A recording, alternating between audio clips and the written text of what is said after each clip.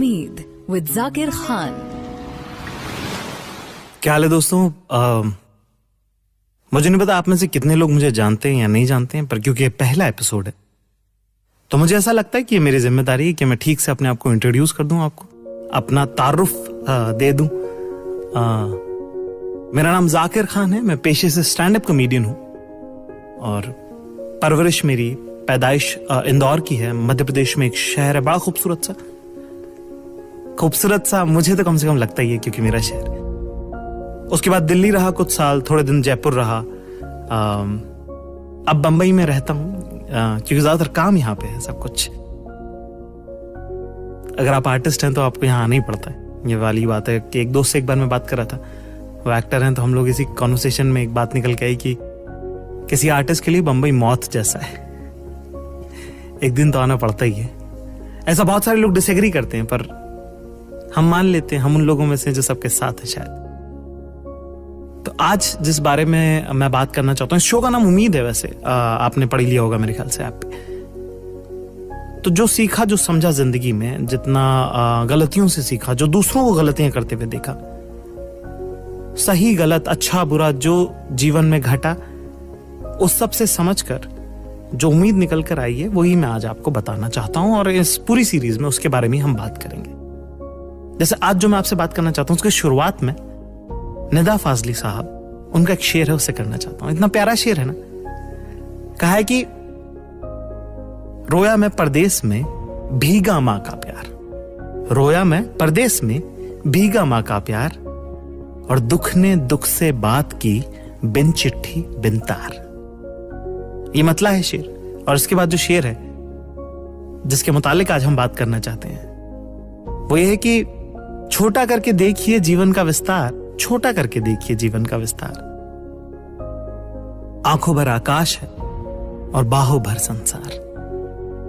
कि अगर आप समझेंगे कि जितना आपको दिख रहा है बस उतना ही आसमान है, और जितना बाहों में आ जाए उतनी तो दुनिया है। पर इससे उलट एक बात जो मैं कहना चाहता हूं, वो ये है कि जिस तरह जितना दिख जाए उतना आकाश है, जितना बाहों में आ जाए उतना संसार है, उसी तरह से जितना आप सोचेंगे ना, सिर्फ उतना ही आपको मिलेगा। इसलिए जिंदगी में बहुत जरूरी है कि बड़ा सोचें। अब जैसे एक गलती जो मुझसे बचपन में हुई, बहुत middle class, lower middle class background से मैं आया, ये नहीं कह सकता कि बहुत गरीब परवरिश है, क्योंकि अब मेरे माँ बाप ने तो अपनी बेस्ट कैपेसिटी में जो भी उनके पास रिसोर्स थे, अपनी बेस्ट कैपेसिटी में जो भी उनके पास संसाधन थे, उससे तो उन्होंने पाला ही है। तो ये कहना कि अरे बड़ी गरीबी के दिन रहे, वो गलत होगा मेरे ख्याल से। पर हाँ, खुश दिन थे, अच्छे दिन थे, सिमटे हुए दिन थे, और अपनी हैसियतों के दिन थे।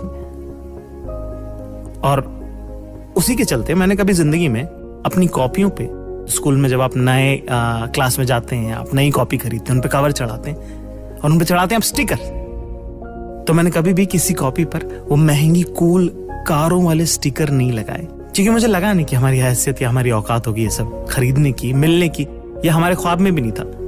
और हमारे से मेरा मतलब है कि मेरे भाइयों के, मेरे पापा के, हम में से किसी को नहीं लगा कि हम ये कभी अचीव कर पाएंगे। इसलिए मैंने कभी ये परसू ही नहीं किया। जिस गली जाना ही नहीं उसका रास्ता क्या पूछना। 12वीं तक ये सब चलता रहा। उसके बाद अचानक से एक दिन जब मैं अपनी कोर्स की किताबें अपनी दोस्त के साथ खरीद रहा था, और मैंने कहा स्टिकर देना भैया, फ्रूट वाले, कार्टून वाले, कुछ ऐसे कहा होगा। उसने कहा पागल है क्या, ये सब थोड़ी लेते हैं, कार वाला ले लेना, कितना कूल लग रहा है। मैंने कहा नहीं यार, वो मैं नहीं लेता कार वाला। कहती क्यों? और इतना वल्नरेबल मोमेंट था ना वो, कि मेरे मुंह से सच निकल गया कि वो क्योंकि यार मुझे लगता नहीं कि हम कभी गाड़ी खरीद पाएंगे, इसलिए। तो उसने ऐसे हंस के बड़ी बेख्याली में कहा था कि अरे पागल है क्या, सोचेगा नहीं तो होगा भी नहीं। वो शायद पहली बार था तब मैंने कार वाला स्टिकर लगाया। और जिंदगी का फेर देखिए, बहुत सार अलग अलग शहरों में रहा, बहुत काम किया, बहुत मेहनत की। और इतनी खूबसूरत बात है ना, जिन कारों के स्टिकर मैंने लगाए थे कभी अपनी कॉपी पर आज से 15 साल पहले, वो आज घर में खड़ी हैं, गराज में मेरे। इतनी सी बात है कि सोचेंगे नहीं तो होगा भी नहीं।